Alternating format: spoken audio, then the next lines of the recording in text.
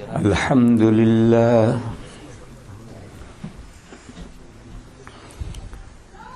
نحمده ونستعينه ونستغفره ونؤمن به ونتوكل عليه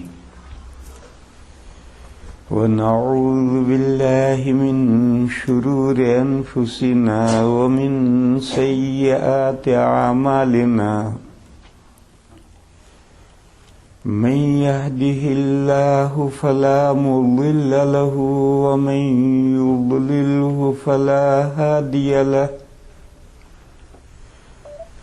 وأشهد أن لا إله إلا الله وحده لا شريك له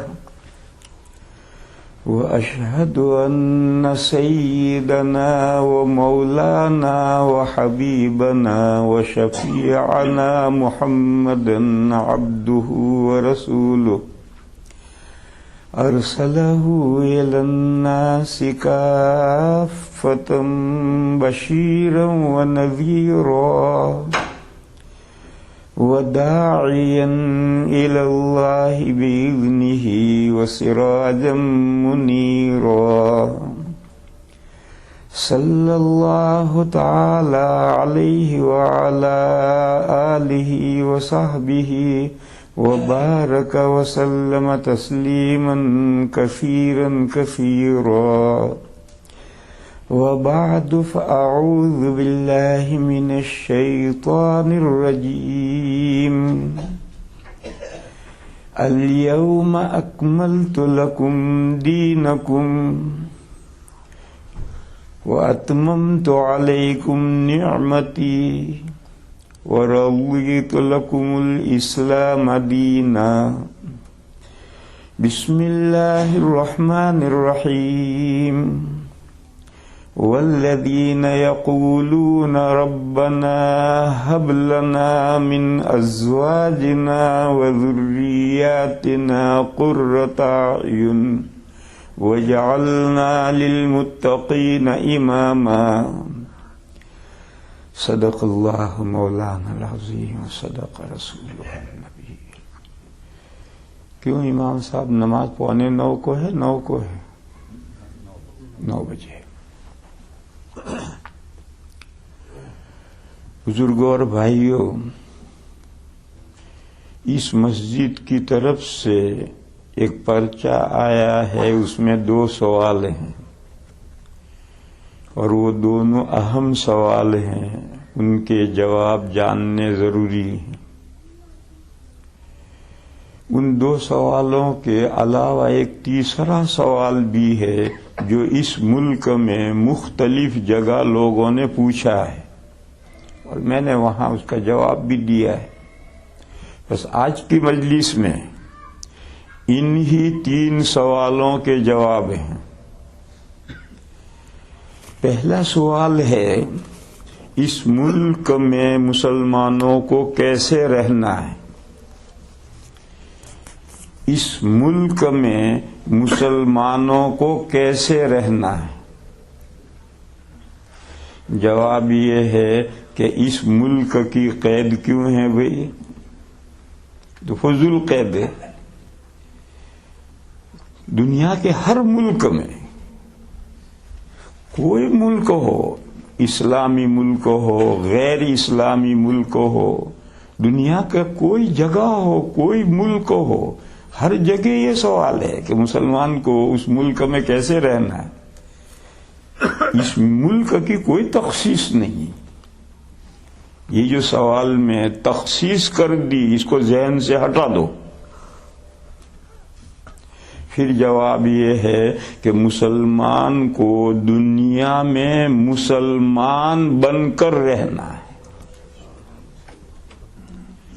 نے پوچھا تھا کہ اس ملک میں مسلمان کو کس طرح رہنا ہے؟ جواب مسلمان بن کر رہنا ہے. بس شارٹ جواب، مختصر سے مختصر جواب. دنیا میں کہیں رہو، مسلمان بن کر رہو. اگر آپ مسلمان بن کر نہیں رہے تو آپ کا ملی امتیاز کیسے ہوگا؟ دنیا میں 2 ہی ملتیں ہیں، الکفر ملت واحدہ. جتنے ان بلیور ہیں جو نبی آخر الزمان صلی اللہ تعالی علیہ وسلم پر اور آپ کے لائے ہوئے دین پر اور آپ کی لائی ہوئی شریعت پر ایمان نہیں رکھتے، چاہے وہ توحید کے قائل ہوں یا نہ ہوں، لا الہ الا اللہ مانتے ہوں یا نہ مانتے ہوں. جیسے دنیا میں جو کرسچن ہیں، جو جوئش ہیں، ان کا دعویٰ ہے کہ ہم اللہ کو ایک مانتے ہیں، اور ہمارے دنیا میں جو مشرک ہیں، ہندو ہیں، وہ خود کہتے ہیں ہمارے بہت بھگوان ہیں. مندر کی ہر اینٹ پر ایک بھگوان بیٹھا ہے. بس وہ لا الہ الا اللہ کو مانتے ہوں یا نہ مانتے ہوں، اس سے کوئی فرق نہیں پڑتا ہے. محمد الرسول اللہ کو مانتے ہیں یا نہیں مانتے. کلمے کے دو جز ہیں. جیسے ہماری باڈی کے دو حصے ہیں، لیفٹ اینڈ رائٹ. بس اگر ہماری باڈی رائٹ ہاف باڈی رہ جائے اور لیفٹ ہو ہی نہیں، یا لیفٹ حصہ ہو رائٹ حصہ ہے ہی نہیں، تو وہ انسان ہاف انسان ہے، ناقص انسان ہے، ادھورا انسان ہے، وہ کامل انسان نہیں. تو میرے بھائیوں، ہمارا جو کلمہ ہے وہ دو حصوں میں ہے. لا الہ الا اللہ، اللہ کے سوا کوئی معبود نہیں. معبود انسانوں کے، کائنات کے، مخلوقات کے معبود صرف اللہ تعالی ہے، ان کے علاوہ کوئی معبود ہے ہی نہیں. دوسرا جز ہے محمد الرسول اللہ. جیسے حضرت آدم علیہ السلام سے لے کر 1,24,000 انبیاء تشریف لائے، اور ہر زمانے کا کلمہ کا یہ دوسرا جز الگ تھا. آدم رسول اللہ، نوح رسول اللہ، ابراہیم رسول اللہ، موسیٰ رسول اللہ، عیسیٰ رسول اللہ. جب آخری پیریڈ آیا تو اب کلمہ کا دوسرا جز ہے محمد الرسول اللہ، اور یہ جز اب قیامت تک رہے گا. اب یہ جز انچینجبل ہے. کیوں؟ حضور سلسلے کی آخری کڑی ہیں، آپ خاتم النبیین ہیں، آپ پر نبوت کا سلسلہ ٹو اینڈ پہنچ گیا ہے. اب آگے کوئی نبی ہی نہیں ہے تو کلمہ کا دوسرا جز بدلنے کا کوئی سوال ہی نہیں. ایک مثال لو، ایک مدرسہ ہے، اسکول ہے، کالج ہے، اس میں 6 گھنٹے کی تعلیم ہے. تو پہلے گھنٹے میں اس گھنٹے کا جو استاد ہے وہ آئے گا اور اسی سے پڑھنا ہے.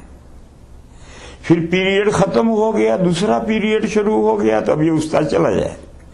وہ مدرسے کا استاد ہے، استاد ختم نہیں ہوا، لیکن اب اس کا پیریڈ ختم ہو گیا. اب دوسرے پیریڈ کا استاد آئے گا، اور اب طلباء کو دوسرے پیریڈ کے استاد سے پڑھنا ہے. اب پہلے پیریڈ کے استاد سے نہیں پڑھ سکتے کہ وہ استاد نہیں رہا. استاد ہے مگر اس کا پیریڈ ختم ہو گیا. اب دوسرے استاد کا پیریڈ شروع ہوا، اب اس سے پڑھو. پھر اس کا پیریڈ بھی ختم ہو گیا تو اٹھ کر کلاس سے چلا جائے گا. تیسرے پیریڈ کا استاد آئے گا، اب اس سے پڑھو. چوتھے سے پڑھو. آخری پیریڈ میں جو آئے گا اس سے پڑھو. اس سے پہلے جو پیریڈ ختم ہوئے اور ان کے اس اساتذہ جو اٹھ کر چلے گئے وہ یونیورسٹی، جامعہ، دارالعلوم کے استاد ہونے سے نکلے نہیں ہیں. وہ جامعہ کے استاد ہیں، مگر جس کا پیریڈ ہوگا طلبہ اسی کو فالو کریں گے، اسی سے پڑھیں گے، لازمی ہے. اور دوسرے اساتذہ کو اٹھ کر چلے جانا پڑے گا. میرے بھائیو، اسی طرح سمجھو، آدم علیہ السلام کی شریعت چلی نوح علیہ السلام تک. نوح علیہ السلام کا زمانہ آیا، وہ پیریڈ ختم ہو گیا. اب دوسرا پیریڈ آیا. اب انسانیت کو نوح علیہ السلام کا فالو کرنا. پھر ابراہیم علیہ السلام کا دور آیا، پھر موسیٰ علیہ السلام کا دور آیا، پھر عیسیٰ علیہ السلام کا دور آیا، اور سب سے آخر میں ہمارے آقا تاجدار مدینہ سرور کونین رحمت للعالمین صلی اللہ تعالی علیہ وسلم کا پیریڈ آیا. اب پوری انسانیت کو فالو کرنا ہے آپ کا. کوئی چوتھے پیریڈ والے استاد کو لے کر طالب علم بیٹھا رہے تو بیکار ہے. اس طالب علم کو اس مدرسے سے نکال دیا جائے گا کہ وہ پانچویں اور چھٹے کے پیریڈ والے استاد سے پڑھنے کے لیے تیاری نہیں. وہ پانچویں اور چھٹے پیریڈ کے استاد کو استاد ہی نہیں مانتا. بس کلمہ کا دوسرا جز ہے جو پہلے تو چینجیبل تھا، لیکن خاتم النبیین صلی اللہ تعالی علیہ وسلم کے بعد اب یہ انچینجیبل ہے، محمد الرسول اللہ صلی اللہ تعالی علیہ وسلم. بہرحال اسلام کا کلمہ یہ ہے، اور دین اسلام کا سارا مدار اس پر ہے. میرے بھائیوں، جب ہم نے یہ مان لیا محمد الرسول اللہ، حضرت محمد مصطفیٰ صلی اللہ تعالی علیہ وسلم اللہ کے میسنجر ہیں، تو میسنجر تو کوئی میسج لے کر آئے گا، خالی ہاتھ تھوڑے آئے گا. تو میسنجر مان لیا، پیغامبر مان لیا، تو پیغامبر تو پیغام لے کر آئے گا. بس محمد الرسول اللہ کو مانتا ہے اور حضور کے لائے ہوئے پیغام کو نہیں قبول کرتا ہے تو وہ کیسا مسلمان ہے؟ مونگ پھلی ہے، اس میں دانہ ہی نہیں. مونگ پھلی جانتے ہیں؟ پینٹ، پینٹ جانتے ہیں؟ مونگ پھلی، اس میں دانہ ہی نہیں، اور دیکھنے میں بڑی شاندار مونگ پھلی، اور دباؤ پچ، اندر کچھ بھی نہیں. تو جو مسلمان محمد الرسول اللہ پڑھتا ہے مگر آپ کے لائے ہوئے میسج کو عملی طور پر قبول نہیں کرتا، عقیدے کے طور پر قبول نہیں کرتا. اگر عقیدے کے طور پر قبول نہیں کرتا تو وہ منافق اعتقادی ہے، وہ مسلمان ہی نہیں. اور جو عقیدے کے طور پر تو قبول کرتا ہے مگر عملی طور پر قبول نہیں کرتا تو وہ منافق عملی ہے. اس کی میں نے مثال دی کہ ایسا محمد الرسول اللہ پڑھنے والا، اس کی مثال اس مونگ پھلی کے دانے کی ہے جس کے اندر گری ہے ہی نہیں، جس کے اندر کچھ ہے ہی نہیں. بس میرے بھائیو، اس ملک میں یا دنیا میں، اس ملک کو یہ قید ہٹا دو، دنیا میں، ان دس ورلڈ، اس دنیا میں مسلمان کو کیسے رہنا چاہیے؟ جواب، مسلمان بن کر رہنا چاہیے. مسلمان کسے کہتے ہیں؟ اس کی ڈیفینیشن کیا ہے؟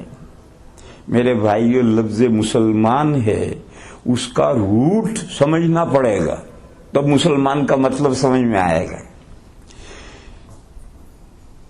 اس کا یہ پلورل ہے، مسلمان، اس کا سنگولر ہے مسلم، ایک مسلم، بہت سارے مسلمان. اور یہ مسلمان فارسی جمع ہے، عربی میں یہ جمع نہیں ہے. عربی میں واو نون یا نون سے جمع بنتی ہے، مسلمون، مسلمین. اور الف نون سے جمع بنتی ہے فارسی میں. جیسے آج کل ایک لفظ آپ حضرات سنتے رہتے ہیں، طالبان، یہ فارسی جمع ہے اور اس کا مفرد ہے طالب، طالب علم. یہ طالب علم ہیں، علم کے چاہنے والے. اس طالب کی فارسی جمع ہے طالبان. ایسے مسلمون کی فارسی جمع ہے مسلمان. عربی میں لفظ نہیں استعمال ہوگا، مسلمون استعمال ہوگا، مسلمین استعمال ہوگا. بس اب آپ مسلمان سے چلے گئے لفظ مسلم پر. آپ کو میں روٹ تک لے جانا چاہتا ہوں. مسلم عربی کا اسم فاعل ہے. اس کا مادہ ہے اسلام باب افعال، اسلام سے مسلم اور مسلم سے مسلمون اور مسلمان بنا، بس مصدر ہے اسلام۔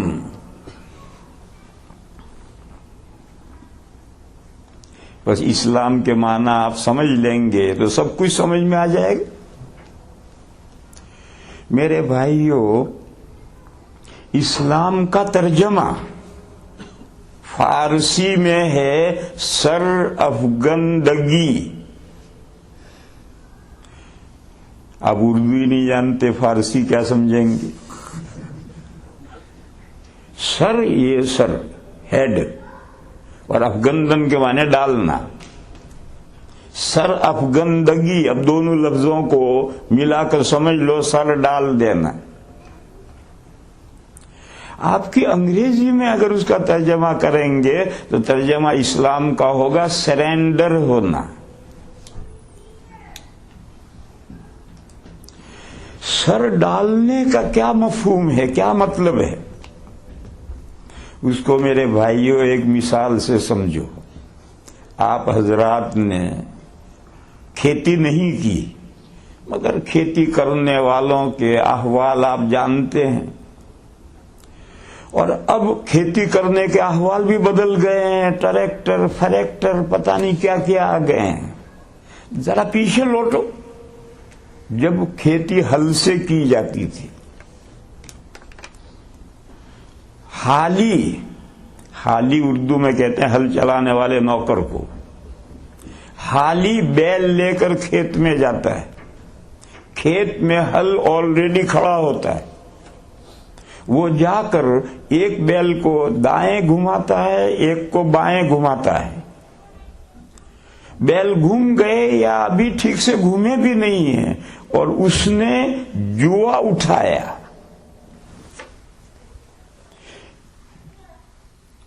تو جو شاندار بیل ہیں وہ جوا دیکھتے ہی سر ڈالتے ہیں اور جوا اپنی گردنوں پر لے لیتے ہیں۔ یہ ہے اسلام۔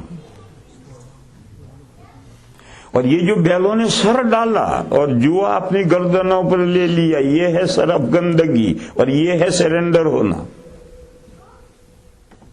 جو شاندار بیل ہیں ان کو کچھ نہیں کہنا پڑتا، بس ان کو جوا پیش کیا، اٹھایا، اور بیلوں نے جوا دیکھا تو ایک دم سر ڈالیں گے اور جوا اپنی گردن پر لے لیں گے۔ یہ ہیں سچے پکے حقیقی مسلمان۔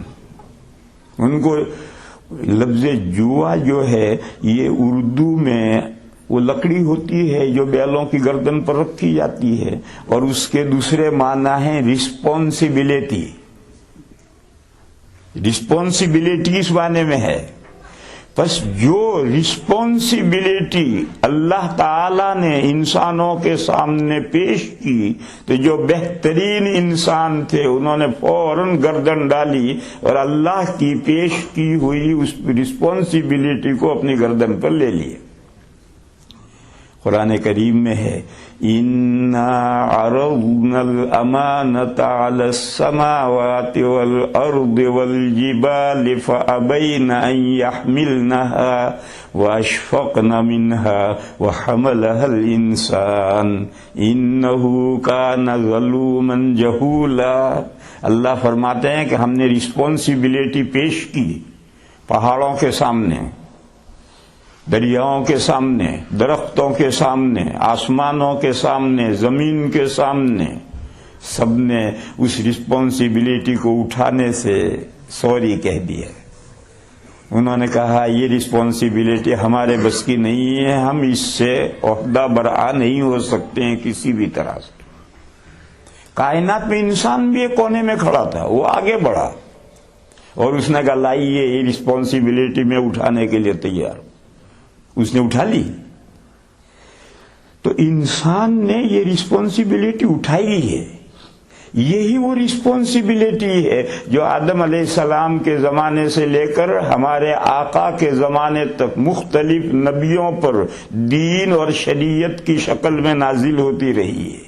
جس رسپانسبلٹی کو اللہ نے پہاڑوں، آسمانوں، زمینوں کے سامنے پیش کیا تھا، اس کو چونکہ انسان نے اٹھا لیا ہے لہذا انسان پر یہ رسپانسبلٹی نازل ہوتی رہی.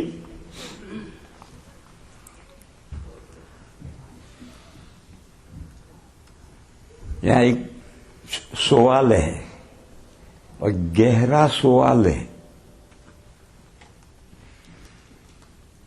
کہ اللہ کی خلقت میں کوئی مخلوق اللہ کے احکام سے سرتابی نہیں کرتی. آسمان جس مقصد سے بنا ہے وہ کر رہے ہیں, زمین جس مقصد سے بنائی وہ کر رہی, دریا, درخت, پہاڑ, چرند, پرند جس مخلوق کو جس کام کے لیے بنایا ہے وہ کر رہے ہیں. وہ اللہ کے احکام سے سرتابی کر ہی نہیں سکتی. پھر اس آیت کا کیا مطلب کہ آسمان, زمین اور پہاڑوں نے انکار کر دیا, ہم یہ رسپانسبلٹی نہیں اٹھا سکتے. اس کا جواب حضرت شاہ ولی اللہ صاحب علیہ الرحمہ نے قاضی بیضاوی کی تفسیر بیضاوی کے حوالے سے دیا ہے حجت اللہ البالغہ میں. حضرت نے جواب دیا کہ پیش کرنے کا مطلب یہ نہیں ہے کہ جیسے کسی کے سامنے چائے پیش کرتے ہیں, پانی پیش کرتے ہیں, بھینس کے سامنے ٹوکرا لے جا کر بھوس پیش کرتے ہیں, جانوروں کے سامنے کھانا دانا پیش کرتے ہیں. پیش کرنے کا یہ مطلب نہیں ہے کہ اللہ میاں نے رسپانسبلٹی ایک ٹوکرے میں بھری, آسمانوں سے کہا لو تم لے لو, ان سے کہا تم لے لو, ان سے کہا تم لے لو. یہ پیش کرنے کا مطلب نہیں ہے, کیونکہ یہ رسپانسبلٹی جس وقت پیش کی گئی تھی انسان کا وجود ہی نہیں ہوا تھا. پھر رسپانسبلٹی کا پیش کرنے کا کیا مطلب قاضی بیضاوی نے بیان کیا اور حضرت شاہ ولی اللہ صاحب علیہ الرحمٰن نے حجت اللہ میں بیان کیا کہ پیش کرنے کا مطلب ہے ایبیلٹی کے ساتھ کمپیریشن کرنا.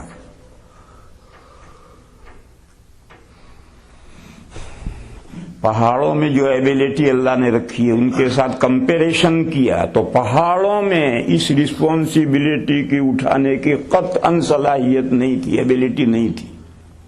آسمانوں کے ساتھ کمپیریشن کیا, زمین کے ساتھ کمپیریشن کیا تو ان مخلوقات میں قطعاً ایبیلٹی نہیں تھی اس ذمہ داری کو اٹھانے کی. پھر جب انسانوں کی ایبیلٹی کے ساتھ کمپیریشن کیا تو انسانوں میں اللہ نے ایسی ایبیلٹی, صلاحیت, استعداد رکھی تھی کہ وہ بخوبی اس امانت کو اٹھا سکتے ہیں اور پورا حق اس امانت کا پورا حق ادا کر سکتے ہیں. یہ ہے انسان کے اٹھا لینے کا مطلب. بہرحال میں سمجھا رہا تھا اسلام کے معنی. اسلام کے معنی ہے سر ڈال کر جوا گردن پر لے لینا.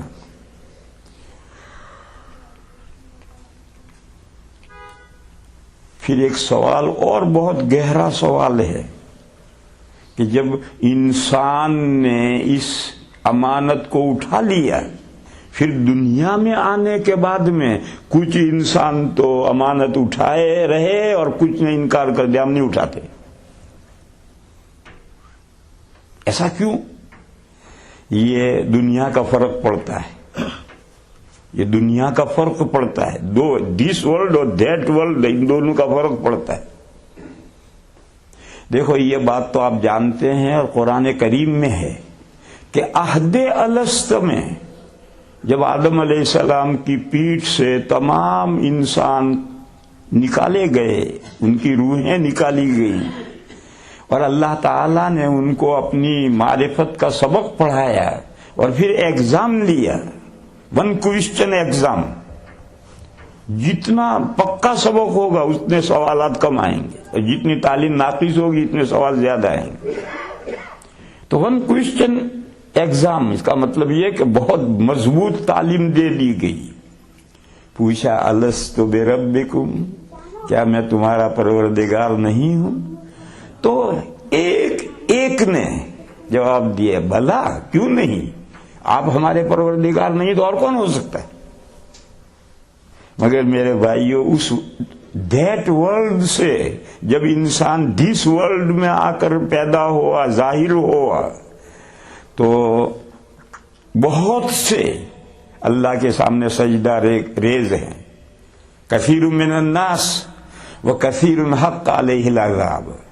اور بے حد لوگ ایسے ہیں کہ اس دنیا میں آنے کے بعد وہ جو اقرار کر کے آئے ہیں کہ آپ ہی ہمارے پروردگار پالنہار ہیں، اس دنیا میں آ کر اس کا انکار کر دیا. تو دنیاؤں کے بدلنے سے احکام بدلتے ہیں. اس کو ایک مثال سے سمجھیں. قیامت کے دن کفار اللہ کے دین کو نہ ماننے والے اللہ میاں سے ریکویسٹ کریں گے،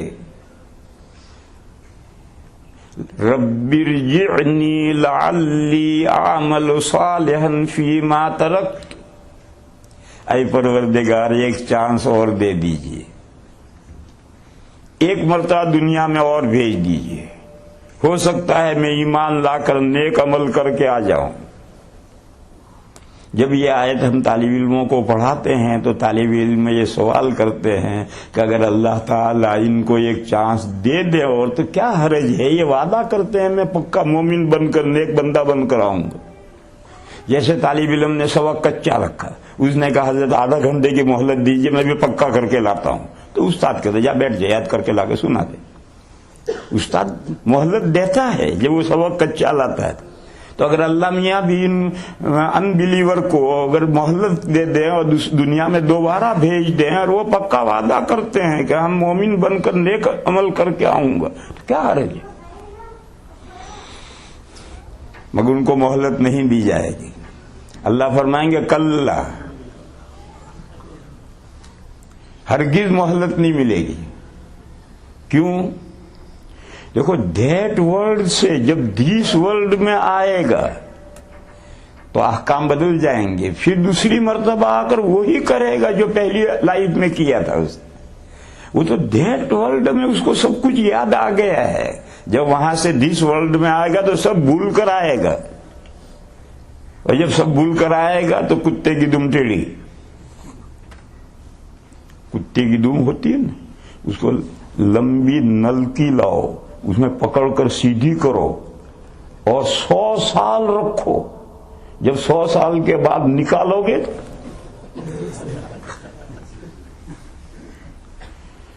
تو اگر ان کو چانس دیا جائے گا تو دیٹ ورلڈ میں جو ساری باتیں انہیں یاد آ گئی وہ سب بھلا کر کے دس ورلڈ میں آئے گا تو پھر کتے کی دم توڑی ہو جائے گی. میں اس میں کیا سمجھانا چاہتا ہوں کہ موقع اور موقع کے احکام الگ ہوتے ہیں. تو تمام انسانوں نے جو رسپانسبلٹی اٹھائی تھی وہ دس ورلڈ میں نہیں تھا، وہ دیٹ ورلڈ میں تھا. عہد الست اس دنیا میں نہیں تھا، عالم ارواح میں تھا. عالم ارواح دیٹ ورلڈ کا ایک پارٹ ہے، حصہ ہے.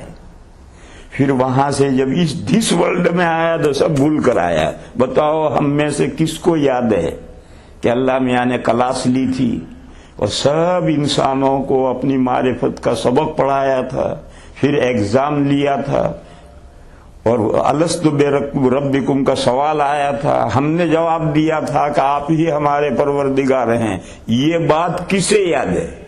کسی کو بھی یاد نہیں. اگر وہ بات یاد ہوتے ہوئے اس دنیا میں آئے تو امتحان ختم، تکلیف شرعی ختم. تو بات ہے، اس کا بیج دل میں ہے. ہر بندے کے دل میں اللہ کی معرفت ہے، چاہے وہ مانے چاہے نہ مانے، اور مان کر چاہے اللہ کی بندگی کرے یا نہ کرے. ہر ایک کے دل میں اللہ کی معرفت کا بیج پڑا ہوا ہے، کیونکہ دیٹ ورلڈ میں اس کو یہ سب بتلا دیا گیا ہے. مگر جب دس ورلڈ میں آتا ہے تو سب تفصیلات بھول جاتا ہے، اور جب تمام تفصیلات بھول کر آیا تو اب کثیر من الناس تو اللہ کے سامنے سجدہ ریز ہیں، اور کثیر من الناس پر اللہ کا عذاب ثابت ہو چکا ہے. میرے بھائیو اسی طرح سمجھو، حمل الانسان یہ دیٹ ورلڈ کا معاملہ ہے. وہاں سبھی انسانوں نے اس رسپانسبلٹی کو اٹھایا ہے، لیکن جب دس ورلڈ میں آیا تو اسے بھول کر آتا ہے. جبھی تو امتحان ہوگا. پہلے کتاب کھلی تھی، اور جب تک کتاب کھلی ہے کیا امتحان؟ تو کتاب میں سب لکھا ہے. جب امتحان لینا کتاب بند کر کے لے لیں گے اور اب سوال کریں گے دے جواب. تو دس ورلڈ میں جب آیا تو وہ چیز جو انسان نے اٹھایا تھا وہ بھول کر کے آیا, اور وہ جو ایبیلٹی اور استعداد تھی وہ اس دنیا میں بھی باقی ہے. کائنات میں اللہ کی مخلوقات میں بشمول فرشتگان کوئی ایسی مخلوق نہیں ہے جس میں یہ ایبیلٹی وافر مقدار میں ہو. انسان میں اور جنات میں اللہ تعالیٰ نے یہ ایبیلٹی رکھی. بہرحال پہلی قسم کے بیل تو یہ ہیں. دوسری قسم کے بیل کیا ہیں؟ حالی نے جوا پیش کیا, وہ اٹھائے کھڑا ہے اور بیل بھی اکڑے کھڑے ہیں. نالائق بیل ہوتے ہیں وہ ایسے اکڑے کھڑے رہتے. تو پھر حالی ڈانٹ پلاتا ہے, جت جت جت جت. تو اگر کچھ ان بیلوں میں کچھ خیر ہوتی ہے تو جب حالی ڈانٹ پلاتا ہے تو پھر وہ گردن ڈالتے ہیں اور جک مار کر کے جوا گردن پر لیتے ہیں. یہ سیکنڈ کلاس ہے بیلوں کی. پہلے شاندار بیل ہیں, یہ دوسرے درجے کے بیل ہیں. میرے بھائیو تیسری قسم بیلوں کی وہ ہے کہ حالی جوا پکڑے کھڑا ہے, وہ اکڑے کھڑے ہیں. حالی نے بتیرا ڈانٹا مگر وہ سر جھکاتے ہی نہیں. تو پھر حالی کیا کرتا ہے؟ جوا کھڑا کرتا ہے اور ڈنڈا لے کر 2-4 اسے مارتا ہے, 2-4 اسے مارتا ہے, یا رسی دوہری کر کے 2-4 اسے مارتا ہے, 2-4 اسے مارتا ہے, یا ناک میں جو رسی اسے جھٹکا دیتا ہے. پھر جوا اٹھاتا ہے. تو اب جب ناک سے جھٹکے مارے تو ڈنڈے تو 2 ادھر پڑے ہیں, 2 ادھر پڑے ہیں, رسی کے پھٹکے 2 ادھر پڑے ہیں, 2 ادھر پڑے ہیں. پھر جب ناک سے رسا جھٹکا دیتا ہے تو جک مار کر سر ڈالتے ہیں اور جوا لیتے ہیں. یہ تھرڈ کلاس کے انسان ہیں. چوتھے بیل وہ ہیں کہ کچھ بھی کر لو سر ڈالتے ہی نہیں. مار لو, رسی کے دوہری کر کے مار لو, ناک کے جھٹکے دے لو, جتنا بھی کرو گے پیچھے جائیں گے, گردن ڈالیں گے ہی نہیں. اور اگر ڈال لی تو موقع ملتے ہی سر کشی کریں گے. سر کے معنی ہیڈ اور کشیدن کے معنی کھینچنا. سر کھینچ لیں گے, موقع ملنا چاہیے. چنانچہ ایسے بیلوں کے لیے نیچے سے ایک پٹا باندھ دیتے ہیں تاکہ وہ سر کشی نہ کر سکیں, اپنا سر جوئے کے نیچے سے کھینچ نہ لیں. جب گاڑی میں بیل باندھتے ہیں ہل میں تو پیچھے نیچے سے ایک چمڑے کا پٹا باندھتے ہیں تاکہ وہ سر کشی نہ کریں, سر نہ کھینچ لیں. بہرحال یہ چوتھی قسم کے بیل ہیں جو کسی قیمت پر سر جھکانے کے لیے تیار نہیں ہے, اور جھکایا تو موقع ملتے ہی سر کھینچ لیے. میرے بھائیو پہلی قسم کے جو بیل ہیں یہ نہایت قیمتی بیل ہیں, اور چوتھی قسم کے بیلوں کا انجام سلوٹر ہاؤس. ان بیلوں کو رکھ کے کیا کریں گے؟ گھاس کھلائیں گے, دانا کھلائیں گے, فائدہ کیا ہوگا؟ دے دو کسائی کو, بیچ دو, جا کے کسائی کے یہاں جا کر کمیلے میں کٹ جائے. یہی کیا جاتا ہے. تو میرے بھائیوں یہ جو پہلی قسم کے 3 بیل ہیں انہوں نے بہرحال سر ڈالا ہے, چاہے جوا دیکھتے ہی سر ڈالا ہو, یا ڈانٹ پڑنے کے بعد سر ڈالا ہو, یا ڈنڈے پڑنے کے بعد سر ڈالا ہو, رسی ناک میں بندھی ہوئی کو جھٹکا دینے کے بعد سر ڈالا, بہرحال سر ڈالا ہے. بس یہ بیل بہرحال رکھے جاتے ہیں, بیش قیمت یا کم قیمت, زیادہ قیمت یا کم قیمت, یہ بیل رکھے جاتے ہیں. یہ جو 3 قسم کے بیل ہیں یہی ہے سر افگندگی. اللہ کے احکام کے سامنے سر ڈال دینا، سرنڈر ہو جانا، وہ یہی ہے۔ تو جب اسلام کے معنی یہ ہیں تو اب میرے بھائیوں سنو، مسلم کے کیا معنی ہیں، مسلمون کے کیا معنی ہیں، مسلمان کے کیا معنی ہیں، سمجھ لو۔ تینوں قسم کے مسلمان ہوتے ہیں، تینوں قسم کے مسلمان ہیں۔ ایک بندے تو وہ ہیں کہ انہوں نے اللہ کے دین کو فوراً قبول کر لیا اور اس کے ایک ایک حکم پر عمل پیرا ہو گئے، یہ شاندار بندے ہیں۔ دوسرے وہ ہیں کہ جن کی کچھ آزمائش ان پر آتی، پھر ان کو ہوش آتا ہے تو پھر وہ اللہ کے احکام کے مطیع ہو جاتے ہیں، یہ بھی مسلمان ٹھیک ہیں۔ اور تیسری قسم کے مسلمان وہ ہیں کہ جن پر طرح طرح سے آزمائش آتی، پریشان، کبھی کاروبار میں نقصان ہو گیا، کبھی اولاد میں آفت آ گئی، کبھی فیملی میں کچھ ہو گیا، کبھی وہ ہو گیا، کبھی وہ ہو گیا۔ وہ ایسا بندہ ہمارے پاس آتا ہے، حضرت دعا فرمائیے میں ان پریشانیوں میں ہوں، تو میں اس سے کہتا ہوں اپنی زندگی چینج کر تو اللہ کا معاملہ چینج ہوگا۔ کہ میں تو حضرت بہت اچھا بندہ ہوں، میں کہتا ہوں کہاں اچھا بندہ، تیری داڑھی تو منڈی ہوئی، نماز پڑھتا ہے کہ کبھی کبھی پڑھ لیتا،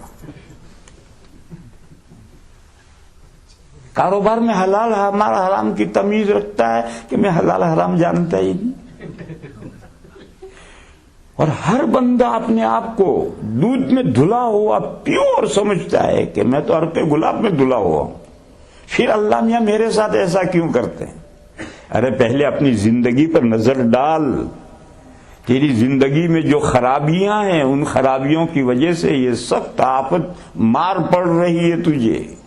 مگر آج مسلمان کا حال ہے کہ میں نہیں بدلوں گا، اللہ میاں بدل جائے۔ کوئی بزرگ دعا مار دیں زور سے، کوئی بزرگ زور سے دعا مار دیں اور اللہ میاں کی عادت شریفہ کو بدل دیں تو اللہ بدلے، باقی میں تو نہیں بدلنے کا، میں تو بہت ویری گڈ مسلم ہوں۔ یہ وہ تیسرے نمبر کے بیل ہیں کہ جن پر پھٹکے پڑتے ہیں، ڈنڈے پڑتے ہیں، جھٹکے پڑتے ہیں، مگر وہ سیدھے آتے ہی نہیں ہیں، پھر ہوش آتا ہے تو آ جاتے ہیں۔ بہرحال جو بھی سرنڈر ہوتا ہے سب ایک درجے کے نہیں ہوتے، ان کے درجے مختلف ہیں۔ بس میرے بھائیوں،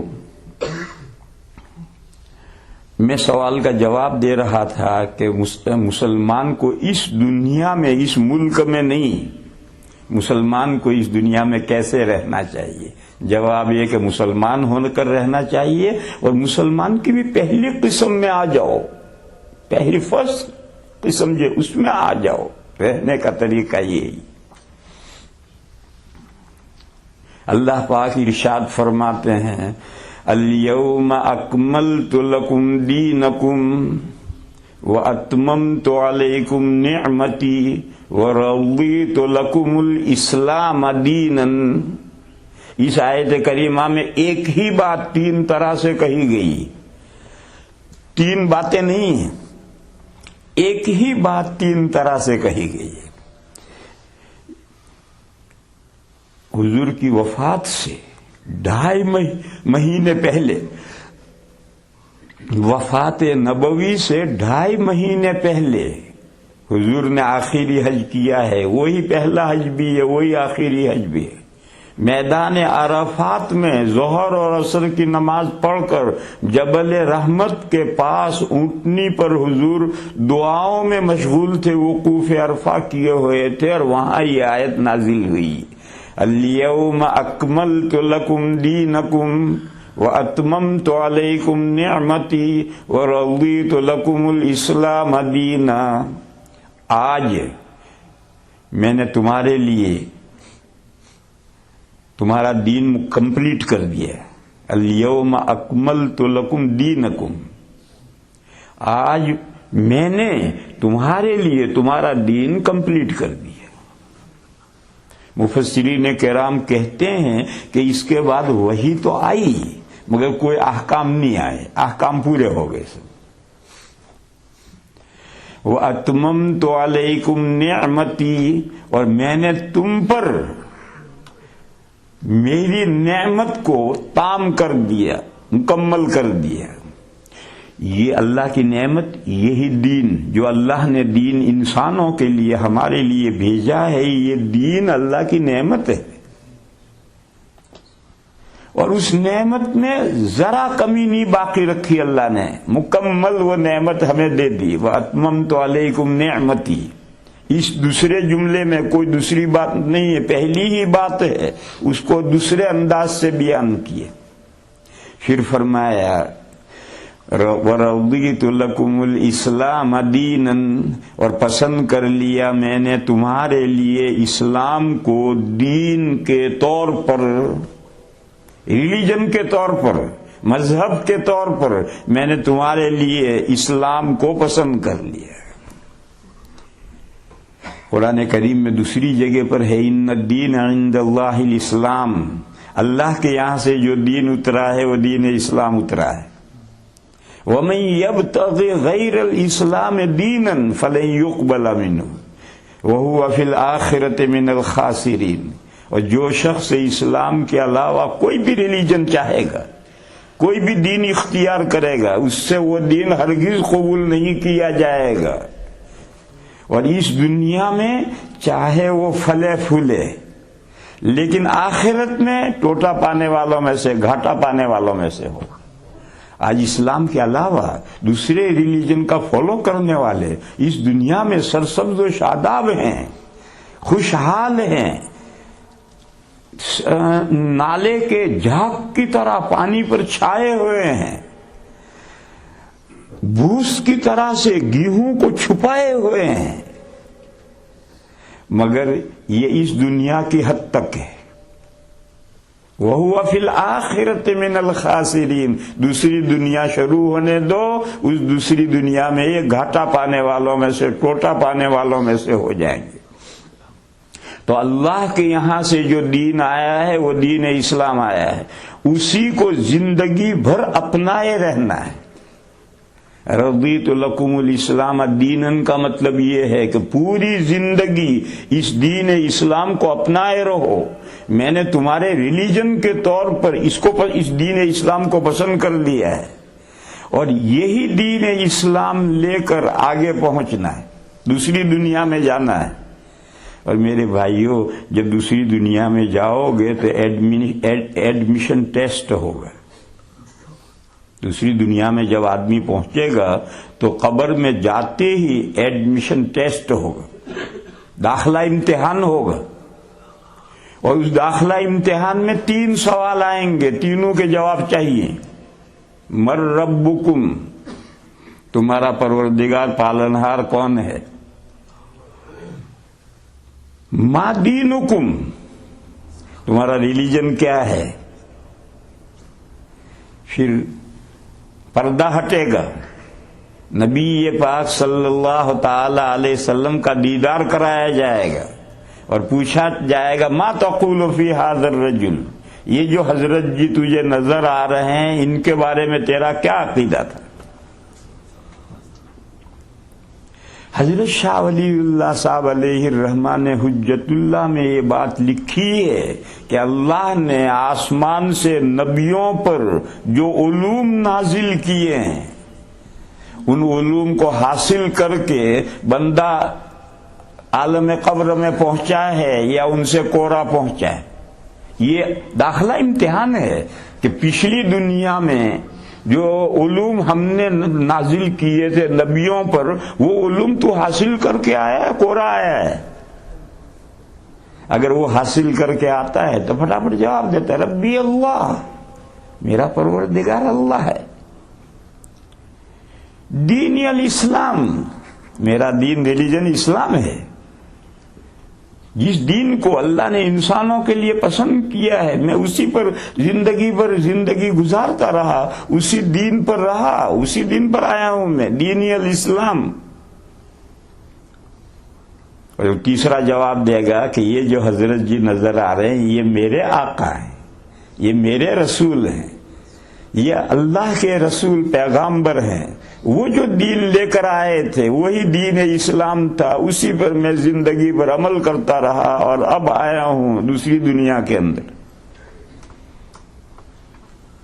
تو فرشتے اسے کہتے ہیں ہم پہلے سے جانتے تھے، تیرے چہرے بشرے سے سمجھتے تھے کہ تو سوالوں کے جواب بالکل صحیح دے گا، مگر قانونی کارروائی کرنی ضروری تھی، اس لیے ہم نے تجھے ڈسٹرب کیا، سوری، اب سو جا، نم کنومت العروس،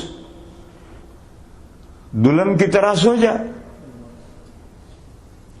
دلہن جب پہلی رات کو سسرال میں پہنچتی ہے تو شب عروسی کے کمرے میں اس کی سہیلیاں اسے پہنچا دیتی، اور پھر ایک کھسک گئی، دوسری کھسک گئی، تیسری کھسک گئی، اور دلہن اکیلی کمرے میں رہ گئی۔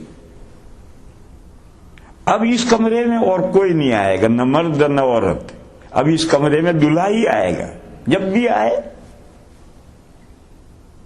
تو اب وہ بیٹھی بیٹھی کب تک انتظار کرے گی؟ ہو سکتا آدھی رات کو دلہا ہے تو چارپائی پر پڑ جاتی ہے، پڑے پڑے پھر نیند آ جاتی ہے، دن بھر کی تھکی ہوتی ہے تو پڑے پڑے نیند آ جاتی ہے، مگر وہ صبح تک سونے کے ارادے سے نہیں سوتی،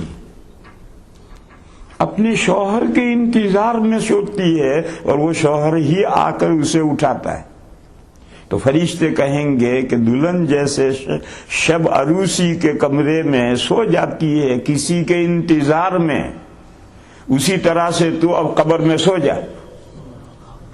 اب جیسے دلہن کو اس کا محبوب ہی، اس کا شوہر ہی آ کر اٹھائے گا، اب تجھے قبر سے اللہ ہی اٹھائیں گے قیامت کے دن۔ قیامت تک پڑھ کر سو جا، اب اللہ ہی تجھے اٹھائیں گے۔ اور اگر اللہ تعالی نے آسمان سے جو علوم نازل کیے ہیں نبیوں کے ذریعے سے، اس سے کوڑا رہا تو ہر سوال کے جواب میں ہا ہا ہا ہا ہا ہا کرتا ہے۔ وہ کہتا میں کچھ نہیں جانتا، لوگ کہتے تھے ان کے بارے میں کہ رب اللہ ہے، دین اسلام ہے، یہ اللہ کے رسول ہیں، لوگ کہتے تھے، میں کچھ نہیں جانتا۔ تو پھر فرشتے دے جوت دے جوت دے جوت بجانا شروع کرتے ہیں۔ کم بخت، اللہ نے اتنا نظام بنا رکھا تھا، 1,24,000 انبیاء بھیجے، ان پر 104 کتابیں نازل کی، سارے علوم نازل کیے، دنیا میں اپنا دین نازل کیا، اور تو کچھ نہیں جانتا تھا۔ تجھے 80 سال کی عمر دی، 70 ایئرس تو نے دنیا میں رہا، اور کہتا میں کچھ نہیں جانتا۔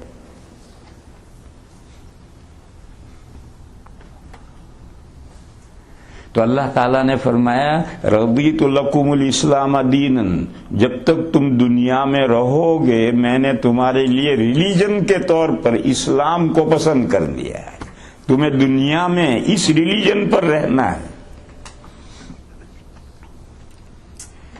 میرے بھائیو، اب بات مختصر کرو، یہ دین اسلام قرآن میں ہے، اور اس کی اگر کوئی اجمال ہے تو اس کی تبیین و تشریح حدیثوں میں ہے، پھر اگر اس میں کچھ اجمال ہے تو زمانے کے مطابق اس کا ایکسپلینیشن علماء کرام نے قرآن و حدیث کی روشنی میں کیا ہے۔ بس یہ 3 چیزیں معتبر ہیں، یہی اسلام کو پیش کرتے ہیں۔ قرآن پڑھو، اسلام کیا ہے، حدیث سے پڑھو، حضور نے اسلام کو کس طرح سمجھایا ہے، ان علماء کی کتابیں پڑھو جنہوں نے قرآن و حدیث کی روشنی میں وضاحتیں کی ہیں، صرف ان علماء کی کتابیں پڑھو جنہوں نے اپنی طرف سے کچھ نہیں کہا، انہوں نے قرآن و حدیث کو سامنے رکھ کر اس کی روشنی میں دین اسلام کی وضاحتیں کی ہیں۔ یہ ہے دین اسلام۔ اس دین اسلام پر اس دنیا میں، اس ملک میں نہیں، اس دنیا میں انسان کو اسی دین اسلام پر جینا ہے، اسی پر رہنا ہے۔ مگر میرے بھائیو، دنیا میں ہوتا کیا ہے اسے بھی ذرا جان لو۔ ہوتا یہ ہے یہ مسجد شاندار بنا دی، ایک محل بناؤ بڑا شاندار،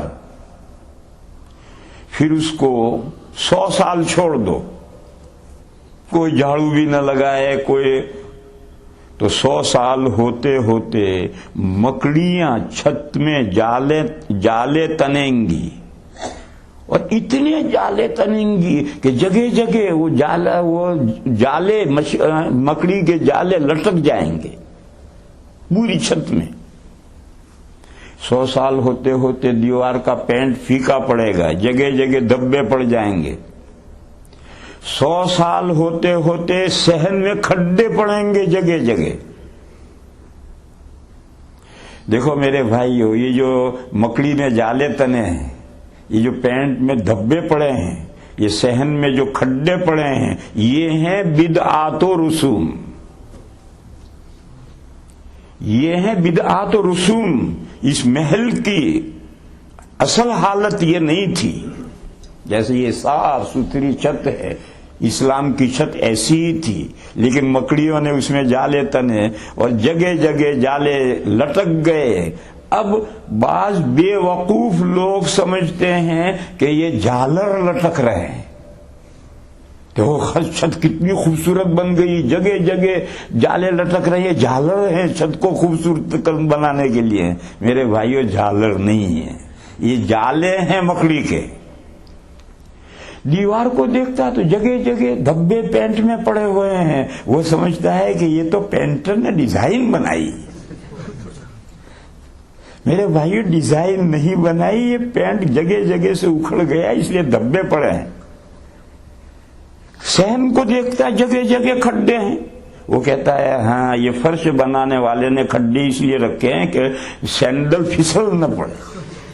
ماشاءاللہ، سینڈل پھسل نہ پڑے۔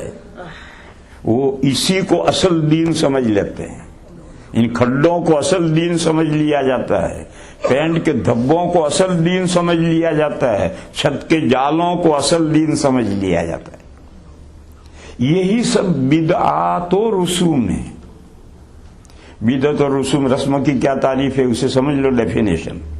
وہ بات جو دین میں نہیں ہے، اس کی اصل اور روٹ بھی نہیں ہے، وہ ایجاد بندہ ہے، لوگوں نے دین میں وہ بات بڑھائی ہے اور کار ثواب سمجھ کر بڑھائی ہے، تو یہ بدعت ہے۔ اور ایک بات جو دین میں نہیں ہے، اس کا روٹ اور کوئی جڑ بنیاد بھی نہیں ہے، ایجاد بندہ ہے، مگر لوگ اس کام کو کرتے ہیں ریت کے طور پر۔ ایک ٹریڈیشن چلا آ رہا ہے بہت سالوں سے، عید کے دن شیر خورما بنتا ہے، شادی میں یہ کرنا ضروری ہے۔ اس کو ثواب کا کام کوئی نہیں سمجھتا کہ شیر خورما پکائیں گے تو اتنا ثواب مل جائے گا، شادی میں ہاتھ زردی دلہن کو ملیں گے، شوہر کو ملیں گے تو اتنا ثواب مل جائے، کوئی نہیں ثواب سمجھتا۔ ایک ریت چل رہی ہے، یہ کہلاتے ہیں ریت رواج ہے۔ یہ جو ریت ہے یہی رواج ہے، اور قرآن و حدیث کا حکم یہ ہے کہ بدعات کو بھی چھوڑو، رسوم کو بھی چھوڑو۔ تو میں بدعت اور رسم کا فرق سمجھا رہا کہ دین میں ایک چیز نہیں ہے، لوگوں نے بڑھائی اور اس کا روٹ بھی نہیں ہے، جڑ بنیاد بھی نہیں ہے، لوگوں کی بڑھائی ہوئی ہے، ایجاد بندہ ہے، اور ثواب سمجھ کر وہ کام کیا جاتا ہے تو بدعت ہے، اور ثواب نہیں سمجھا جاتا تو وہ ایک رسم ہے۔ تو یہ جو بدعتیں اور رسمیں ہیں، یہ وہ مکڑی کے جالے ہیں جو چھت میں مکڑی تنتی ہے اور پھر وہ لٹک جاتے ہیں، اور یہ وہ پینٹ میں نظر آنے والے دھبے ہیں جو 100 سال ہوتے ہوتے پیدا ہو جاتے ہیں، اور یہ صحن کے کھڈے ہیں جو زمانہ گزرنے کے ساتھ ساتھ جگہ جگہ سے پلاسٹر اکھڑتا ہے اور کھڈے پڑ جاتے ہیں۔ اسی لیے اللہ نے یہ انتظام کیا ہے کہ ایک لمبا زمانہ گزرنے کے بعد، لمبا زمانہ جیسے 1 سینچری 100 سال، ایک لمبا زمانے کے بعد اللہ تعالیٰ مجدد کو بھیجتے ہیں. وہ مجدد ایک ہاتھ میں جھاڑو لے کر آتا ہے, ایک ہاتھ میں پین کا ڈبہ لے کر آتا ہے, اور ایک ہاتھ میں تسلا اور کرنی لے کر آتا ہے. وہ جھاڑو لے کر کے ساری چھت صاف کر دیتا ہے, سب جالے گرگ ہو گئے. پھر پینٹ کا ہاتھ مارتا ہے تو چھت تازہ ہو گئی. چھت دیوار پر ریگ مال گھستا ہے اور وہ دھبے مل کر سارا ہی پینٹ اتار دیتا ہے, ریگ مال گھستا ہے. پھر وہ ڈبے میں سے پینٹ کرتا ہے تو دیوار بڑی شاندار. اور مسالہ اور کرنی لے کر آتا ہے, جگہ جگہ کھڈے, اس میں مسالہ توڑ کر بھرا اور فرسٹ کلاس کر دیا. یہ ہے اس حدیث کا مطلب کہ اللہ 100 سال میں ایک مجدد بھیجتے ہیں جو اسلام کے محل کو رینیول کر دیتا ہے. یجدد لہا امر دینہا, امت کے لیے اس کے دین کے محل کو رینیول کر دیتا ہے اور پہلی حالت پر لوٹا لیتا ہے. پھر اس کے بعد اگلے 100 سال ہوتے ہوتے پھر یہ نقشہ جم جاتا ہے تو پھر اللہ تعالیٰ اگلا مجدد بھیجتے ہیں. اور میرے بھائیوں, اس بات کو سمجھو کہ پوری دنیا میں ایک مجدد ہونا ضروری نہیں ہے. ملکوں کے اندر الگ الگ مجدد ہو سکتے ہیں. آج تو دنیا ایک گھر ہو گئی, لیکن اس سے پہلے یہ صورتحال کہاں تھی؟ ایک جگہ سے دوسری جگہ تک پوری زندگی کوشش کرتے تھے, نہیں پہنچ پاتے تھے. تو اب ایک مجدد ہوگا تو ساری دنیا میں تجدیدی کارنامہ کیسے انجام دے گا؟ تو اس وقت جگہ جگہ الگ الگ خطوں میں الگ الگ مجدد آتے تھے. اور دوسری بات میرے بھائیوں, یہ سمجھو کہ مجدد کے لیے پرسن ہونا ضروری نہیں ہے, پارٹی بھی مجدد ہو سکتی ہے. کہ ایک آدمی مجدد نہیں, ایک پوری جماعت مجدد بنتی, اور وہ پوری جماعت محنت کر کے دین میں جو خرافات پیدا ہو گئی ہیں, دین میں جو بدعات پیدا ہو گئی ہیں, دین میں جو رسوم پیدا ہو گئی ہیں, ان سب کو علیحدہ کرتا ہے اور دین کو کمپیر کرتا ہے قرآن و حدیث اور معتبر علماء کی تشریحات کے ساتھ. علماء میں بھی طرح طرح کے علماء ہیں, علماء سو بھی ہیں, علماء خیر بھی ہیں. وہ علماء جنہوں نے قرآن و حدیث کی روشنی میں دینی مضامین لکھے ہیں, ان کی روشنی میں دین اسلام کی تجدید کرتا ہے. اور یہ عمل اللہ تعالی کا ہمیشہ جاری ہے. کیوں جاری ہے؟ اس لیے جاری ہے کہ یہ آخری دین ہے. پہلے نبیوں کے زمانے میں مجدد نہیں آتا تھا. ایک نبی کا پیش کیا ہوا دین جب بگڑ جاتا تھا تو اللہ نیا نبی بھیجتے تھے. کتاب میں بھی تحریف ہو گئی تو اللہ نئی کتاب نازل کرتے تھے. مگر اب حضور کے بعد نہ کوئی نئی کتاب آنی ہے, نہ کوئی نیا نبی آنا ہے. بس قرآن کی حفاظت کی ذمہ داری تو اللہ نے لے لی کہ اسے کوئی چکھ نہیں سکتا, اس کے کوئی زبر زیر کو ہیر پھیر نہیں کر سکتا. اس کی ذمہ داری تو اللہ نے لے لی. اور ملت کو مجددین کے حوالے کر دیا ہے کہ ان میں دین کی تجدید کے لیے وہ مجددین آئیں گے, الگ الگ جگہوں میں الگ الگ آئیں گے, یا ایک پوری جماعت آئے گی جو مختلف جگہ پر دین کی تجدید کرے گی. میرے بھائیو, اب ہم پہلے سوال کا جواب ختم کرتے ہیں.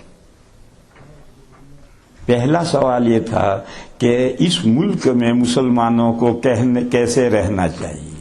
جواب, اس ملک میں نہیں, دنیا میں کہیں بھی مسلمان کو کامل مسلمان ہو کر رہنا چاہیے.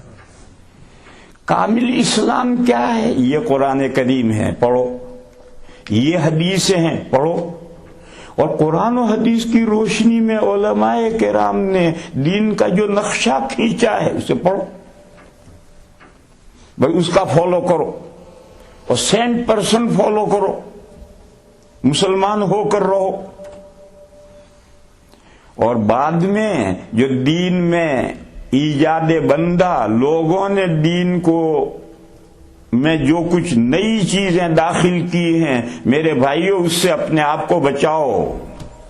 حدیث میں ہے نبی پاک صلی اللہ تعالی علیہ وسلم تقریباً ہر جمعہ کے خطبے میں 4 باتیں بیان کرتے تھے. اما بعد ان خیر الحدیث کتاب اللہ. بہترین بات اللہ کی کتاب ہے. دنیا میں طرح طرح کی باتیں ہیں، کتابیں ہیں، رسالے ہیں، انٹرنیٹ ہے، ٹیلی فون ہے، مجلسی گفتگویں ہیں، بے شمار باتیں ہیں دنیا میں. ساری دنیا باتوں سے بھری پڑی ہے. ان میں اللہ کی بات بھی ہے. کلام اللہ، اللہ کا کلام، اللہ کی بات، سب سے بہترین بات یہ. وخیر الہدی ہدی محمد صلی اللہ تعالی علیہ وسلم. موو کرنا ہے حضرت ذرا. لو بھائی منہ کرو. کون لے یہ کرے گا؟ اعلان کر. Somebody blocking the driveway with the red CRV, plate number 8382. Mic سے کرو آگے اوپر بھی آواز چلی جائے. Someone blocking the driveway with the red CRV 8382. Please move your car from the driveway. Jazakallah.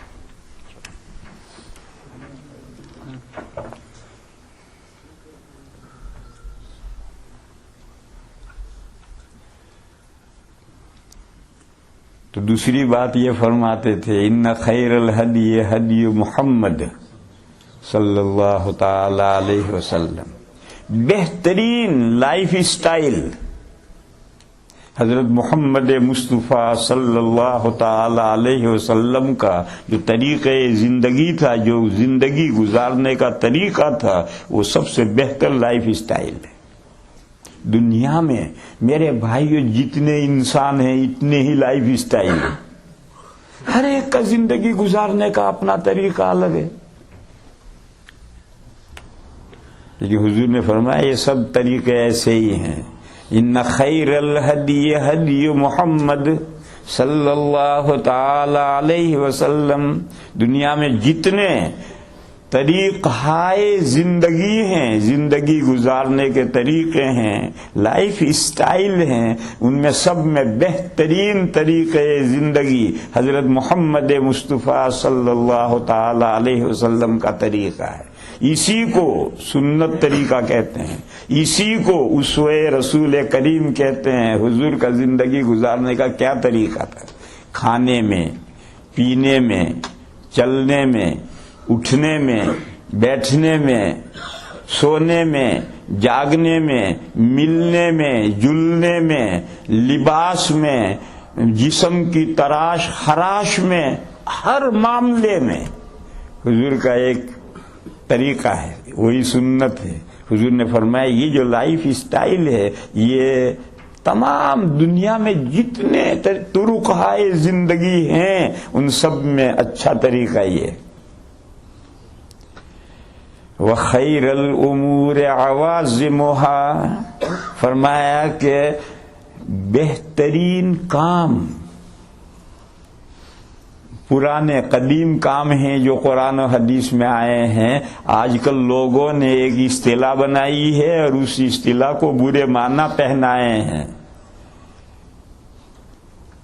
Fundamentalism ایک اصطلاح بنائی، فنڈامنٹلزم، اور جو اس طریقے زندگی پر ہے فنڈامنٹلسٹ. حالانکہ یہ بہترین چیز ہے. ہر دن جو نئی نئی باتیں طریقے زندگی پیدا ہوتی رہتی ہیں، ان سے زیادہ بدتر کوئی چیز نہیں ہے. جو قدیم حضور سے قرآن و حدیث سے جو اصول ضابطے آ رہے ہیں کہ اولڈ مین ہیں، ہمیں اولڈ مین ہونے پر فخر ہے. یہ اولڈ مین ہیں، ہمیں اولڈ مین ہونے پر فخر ہے. کہ فنڈامنٹلسٹ ہیں، مینٹلسٹ ہیں، یعنی قدامت پسند ہیں، ہمیں قدامت پسند ہونے پر فخر ہے. ہمارا دین تو 1400 سال پہلے نازل ہوئی کتاب ہے. 1400 سال پہلے اس کا جو نبی پاک صلی اللہ تعالی علیہ وسلم نے ایکسپلینیشن کیا ہے وہ ہمارے دین کی بنیاد ہے. تو ہم تو فنڈامنٹلسٹ ہیں، ہم تو فخر ہمارے سر پہ تاج ہے. اور جو ماڈرن ہیں وہ دین کا صحیح ایڈیشن نہیں ہے، جو ماڈرن ہے، یعنی قرآن و حدیث اور قرآن کی باتیں جو حدیثوں نے سمجھائی، جو علماء نے سمجھائی، کہا یہ اونٹوں کے زمانے کی باتیں ہیں، عصر جدید کی باتیں یہ ہیں۔ ماڈرنزم جو ہے میرے بھائیو، یہ ماڈرنزم جو ہے یہ اسلام نہیں ہے، اسلام کا حلیہ بگاڑا ہوا ایڈیشن ہے، سمجھ لو اسے اچھی طرح سے، یہ اسلام نہیں ہے، وہ اسلام کا حلیہ بگاڑا ہوا ایڈیشن ہے۔ مسلمان کو اس بگڑے ہوئے حلیے والے اسلام میں نہیں رہنا چاہیے، ان کو رہنا ہے اللہ نے جو دین اسلام نازل کیا ہے اور جس کو فرمایا ہے کہ میں نے تمہارے لیے ریلیجن کے طور پر اسلام کو پسند کیا ہے، وہ اسلام آج کا ایک پڑھا لکھا آدمی جس انداز سے پیش کرتا ہے یہ ماڈرن اسلام ہے، اور اس اسلام کو حضور نے حدیثوں میں جس طرح پیش کیا ہے اور قرآن و حدیث کے پڑھے ہوئے علماء نے جس طریقے سے پیش کیا ہے، کہ یہ اونٹوں کے زمانے کا، وہی اونٹوں کے زمانے کے اسلام کو اللہ نے بندوں کے لیے ریلیجن کے طور پر پسند کیا ہے۔ لہذا میرے بھائیوں، پہلے سوال کا جواب ہو گیا کہ اس ملک میں مسلمان کو کیسے رہنا چاہیے۔ جواب یہ ہے کہ مسلمان بن کر رہو، اسلام کو ریلیجن بنا کر رہو، اور آج کے جو نئی نئی تشریحات اسلام کی ہو رہی ہیں یہ اسلام کا حلیہ بگاڑا ہوا ایڈیشن ہے، اس کو چھوڑو اور پیچھے جاؤ، قرآن پڑھو، حدیثیں پڑھو، اور قرآن و حدیث کی روشنی میں علماء نے جو کچھ اسلام کو پیش کیا ہے اس اسلام کو اپناؤ اور 100% اپناؤ۔ پہلے بیل بنو، دوسرے تیسری قسم کے بیل مت بنو، پہلی قسم کے بیل بنو، ذمہ داری سے دیکھتے ہی گردن ڈالو، سرنڈر ہو جاؤ، یہی اسلام ہے، یہی مسلمان۔ اس کے بعد دوسرا سوال ہے، اور اولاد کی تربیت اور نسلوں کی حفاظت کیسے کرنی؟ دوسرا سوال ہے، اور اولاد کی تربیت اور نسلوں کی حفاظت کیسے کرنی؟ میں سمجھتا ہوں کہ 10 منٹ رہے ہیں نماز میں، اس سوال کا جواب شاید میں 10 منٹ میں پورا نہ کر سکوں، تو اس لیے میں نے کہا کہ ایک تیسرا سوال اس ملک میں رمضان میں لوگوں نے مجھ سے پوچھا ہے، وہ مختصر ہے، اس کا جواب اسے پیش کر دوں۔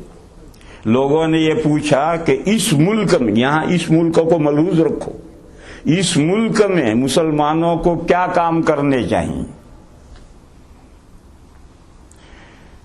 میں نے ان کو جواب دیا 3 کام کرنے چاہیے۔ اس ملک میں مسلمانوں کو 3 کام کرنے چاہیے۔ ایک، اپنی پاپولیشن بڑھاؤ، اپنی تعداد بڑھاؤ، اور پاپولیشن اور تعداد بڑھانے کے 3 طریقے۔ ایک طریقہ یہ ہے کہ غیروں کے طریقے پر مت چلو، اولاد زیادہ سے زیادہ پیدا کرو۔ ہماری عورتیں اور ہمارے مرد غیروں کے طریقے پر چل پڑے نہیں، حدیث میں حضور نے فرمایا تزوج الودود الولود فانی مکاثر بکم الامم یوم القیامہ، ایسی عورتوں سے نکاح کرو جو شوہروں سے بہت پیار کرنے والی ہوں اور بچے بہت جننے والی ہوں، کیونکہ میں قیامت کے دن اپنی امت کے کثرت سے دوسرے نبیوں پر فخر کروں گا کہ دیکھو میری امت اتنی۔ تو جو چیز قیامت کے دن حضور کے لیے باعث فخر ہے وہی چیز دنیا میں بھی باعث فخر ہے۔ قیامت کے دن جو چیز حضور کے لیے باعث فخر بنے گی وہ اس دنیا میں بھی باعث فخر ہے، مگر ہم لوگ غیروں کے طریقے پر چل گئے۔ کیوں؟ ان کے سامنے رزق کا مسئلہ ہے، وہ اپنی اولاد کا رزاق خود کو سمجھتے ہیں۔ مسلمان کے سامنے رزاق اللہ ہے، مسلمان کے سامنے رزاق اللہ ہے۔ اگر بچہ کھانے والا ایک منہ لے کر آئے گا تو کام کرنے والے 2 ہاتھ اور 2 پیر لے کر آئے گا، اور جو بچہ دنیا میں آئے گا قسمت کی تختی کوری لے کر نہیں آئے گا، وہ اپنا رزق اس میں لکھوا کر آئے گا۔ بس ہمارا تو عقیدہ الگ ہے، ہم کن کے طریقوں پر چل پڑے، کہ ہم دو ہمارے دو. یہ تو غیروں کا طریقہ ہے. ارے ہم دو ہمارے 100. قاعدہ تو یہ ہونا چاہیے. اور دیکھو ڈبل ٹرافک. لڑکا ہوگا تو لڑکی لانی پڑے گی ایشیا سے, عرب سے, اپنے ملک سے لڑکی لانی پڑے گی. اور لڑکی ہوگی تو بر لانا پڑے گا ایشیا سے. بر مانے دلہا. بر لانا پڑے گا تو ڈبل ٹرافک ہے. 2 بچے جنے 4 ہو گئے. تو اپنے اس ملک میں کرنے کا کام یہ ہے, اپنی پاپولیشن بڑھاؤ. دوسرا طریقہ پاپولیشن بڑھانے کا کیا ہے؟ دعوت کا کام پھیلاؤ. یہ دین جو اللہ نے ہمیں دیا ہے یہ ہمارے باپ کے گھر کی جاگیر نہیں ہے. یہ دین تو سبھی انسانوں کے لیے نازل کیا گیا ہے. ہم میں سے ہر بندے کی یہ ذمہ داری ہے کہ دوسرے مسلمانوں تک یہ دین پہنچائے. دعوت و تبلیغ کرو. دعوت کے معنی نن مسلموں کو اسلام کی طرف دعوت دو, انہیں اسلام کی خوبیاں سمجھاؤ, اور جو آ جائیں انہیں دین پہنچاؤ, تبلیغ کرو. تو دوسرا پاپولیشن بڑھانے کا طریقہ یہ ہے دعوت و تبلیغ.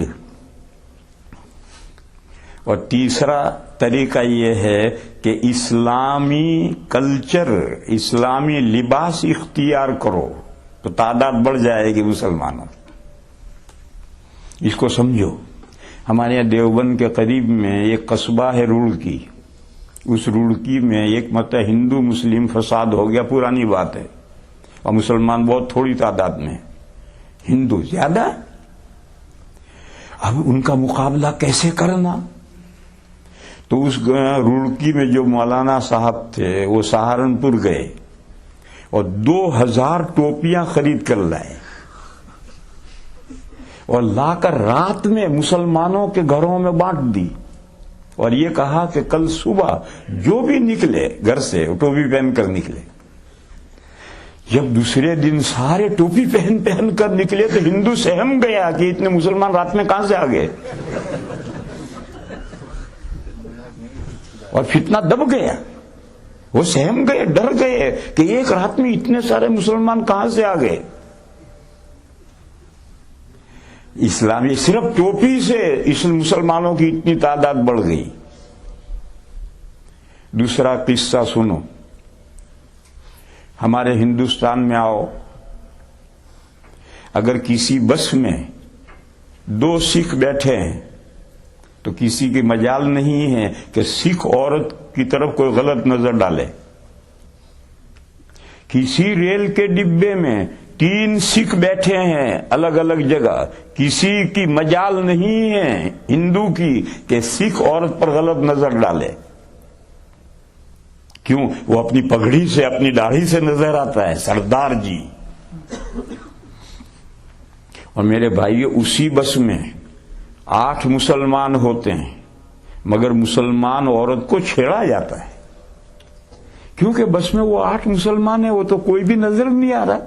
ہندو جیسے ہیں, اپ ٹو ڈیٹ, کوٹ پٹلون, داڑھی صاحب اور اوپن ہیڈ. اس ڈبے میں 25 مسلمان ہوتے ہیں اور مسلمان لڑکی کو اس ڈبے میں چھیڑا جاتا ہے. کیوں؟ وہ 25 مسلمان کہیں نظر ہی نہیں آ رہے, غیروں جیسے ہیں. اور 3 سکھ ہوں اس ڈبے میں کوئی چھیڑ نہیں سکتا, 2 سکھ ہوں اس بس میں کوئی چھیڑ نہیں سکتا. اور اتنی بڑی تعداد مسلمانوں کی اس ڈبے میں اور اس بس میں ہوتی ہے, اور مسلمان عورت پر غلط نگاہ ڈالی جاتی, چھیڑا جاتا, مذاق کیا جاتا ہے. معلوم ہوا کہ لباس یہ خود ملت کی تعداد بڑھاتا ہے. لہذا میرے بھائیوں سر پہ ٹوپی پہنو, اور اگر سکھوں کی طرح سے امامہ باندھ دو تو غیروں کا پجامہ خراب ہو جائے گا.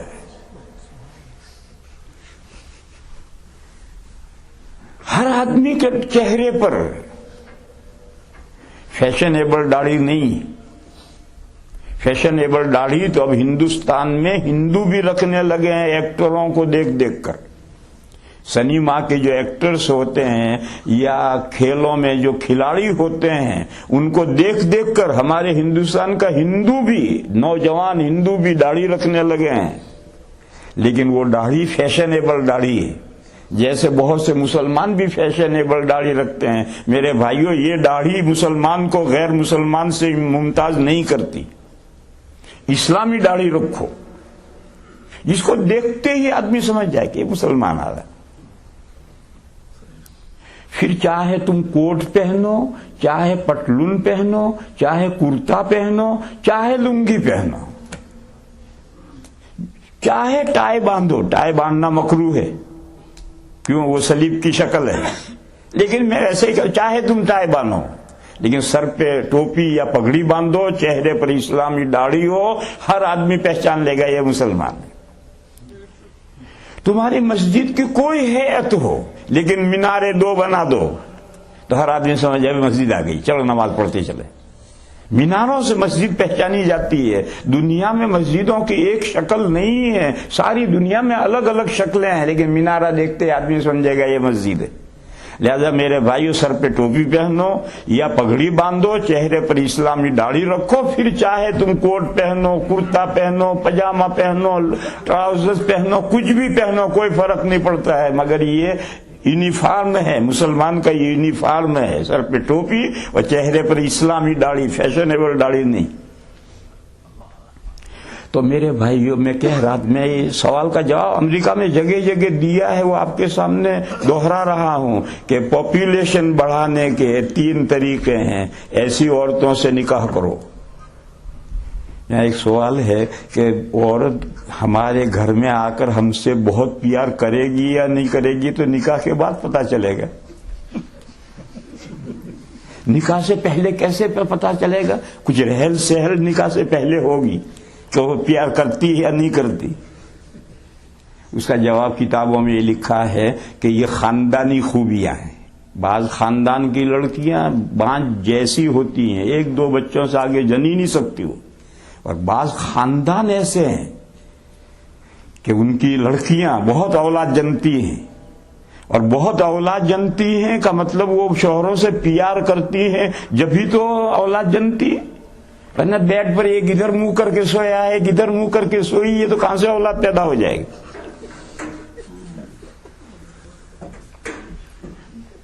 फिर तालिब इल्म पूछता है कि ऐसे खानदान जिनकी लड़कियां कम बच्चे जनती हैं, जब उनसे शादी नहीं करेंगे तो लड़कियों का क्या होगा? कौन करेगा शादी? तो हम कहते हैं, तू अपनी निभेड़, पराई मत छेड़। तू अपनी निभेड़, पराई मत छेड़। कायदा है लेकुल्ले साक़िततिन लाक़िततुन, हर गिरी पड़ी चीज का उठाने वाला भी कोई न कोई आता है। तू अपनी निबेड़, पराई मत छेड़। बहरहाल रिज़्क़ के मसले को हर मुसलमान समझता है और हर मुसलमान का एतकाद है। बस मेरे भाइयों, इस सिलसिले में हम जो गैरों के तरीके पर चल पड़े हैं, ये ठीक नहीं। मैं ये मानता हूं कि इस मुल्क में बहुत सारे मसाइल हैं। बच्चों को स्कूल पहुंचाओ, बच्चों को स्कूल से लाओ, और ये करो, बच्चों को घर में बकरियों की तरह मूंद रखो, कोई बच्चा दरवाजे से बाहर न निकले, हर वक्त बच्चों पर नजर रखो। एशिया में ये मसाइल नहीं है, ये सब कुछ मैं मानता हूं, मगर इस सब के बाद भी ये अर्ज करता हूं, इस मुल्क में भी अल्लाह के फजल से ऐसे बंदे हैं जिनके 4-4, 5-5, 6-6, 7-7 औलाद है। तो अगर हर मुसलमान की इतनी औलाद हो जाए तो क्या परेशानी? तो एक तो ये तरीका है। दूसरा, इस मुल्क के मुसलमानों तक दीन इस्लाम का पैगाम पहुंचाओ, इस्लाम की खूबियां पहुंचाओ, और हमारा इस्लाम का नमूना बन जाना, ये खुद एक दावत है। हमें अगर इस्लाम का हम नमूना बन जाए तो बगैर कहे लोग सोचने पर मजबूर हैं कि भाई ये कौन सी कौम है, और खुद ही वो इस्लाम का मुताला करेंगे। और जो लोग इस्लाम के दायरे में आए उन्हें दीन की तालीम दो, तबलीग करो। और तीसरा तरीका वो है कि अपना लिबास ایسا رکھو جس سے تم پہچانے جاؤ، اپنی شکل و صورت ایسی رکھو جس سے تم پہچانے جاؤ کہ یہ مسلمان ہے۔ بس اس ملک میں، بلکہ ہمارے ہندوستان جیسے ملک میں جو نن اسلامی کنٹری ہے، ایسی ہر کنٹری میں کرنے کے یہ 3 کام۔ 9 بج گئے، 9 بجے نماز کا وقت ہے، لہذا یار زندہ صحبت باقی۔ میرا ایک مصیبت ہے، اگر مجھے بتا دیا جائے کہ 9 بجے تک وقت ہے تو 9 بجے جا کر میرا دماغ خود بخود بند ہو جاتا ہے۔ لہذا وآخر دعوانا ان الحمدللہ رب العالمین۔ درود شریف پڑھو بھائی۔ اللہم صل وسلم وبارک علی سیدنا و مولانا محمد وعلی آل سیدنا و مولانا محمد بعدد من صلی وسلم۔ یا الہ العالمین، ہماری خطاؤں کو معاف فرما۔ یا اللہ، ہمیں دنیا میں بھی بھلائی عطا فرما، آخرت میں بھی بھلائی عطا فرما، اور جہنم کے عذاب سے ہماری حفاظت فرما۔ اے میرے مولا، اس ملک میں ہمیں اسلام کا سچا نمونہ بننے کی توفیق عطا فرما۔ یا اللہ، ہمارے قول سے اور فعل سے اس دنیا کے اندر، اس ملک کے اندر اسلام کا بول بالا فرما۔ اے میرے مولا، ہمیں ایسی زندگی اپنانے سے ہماری حفاظت فرما جس کو دیکھ کر لوگ اسلام کی صحیح تصویر نہ سمجھ سکیں۔ میرے مولا، ہم میں جو بیمار ہیں انہیں شفاء کاملہ عطا فرما، جو کسی بھی پریشانی میں ہیں ان کی پریشانی کو دور فرما۔ اے میرے مولا، ہماری مغفرت فرما، ہمارے ماں باپ کی مغفرت فرما، اور تمام مسلمان مردوں کی اور مسلمان عورتوں کی مغفرت فرما۔ سبحان ربک رب العزت عما یصفون وسلام علی المرسلین والحمد للہ۔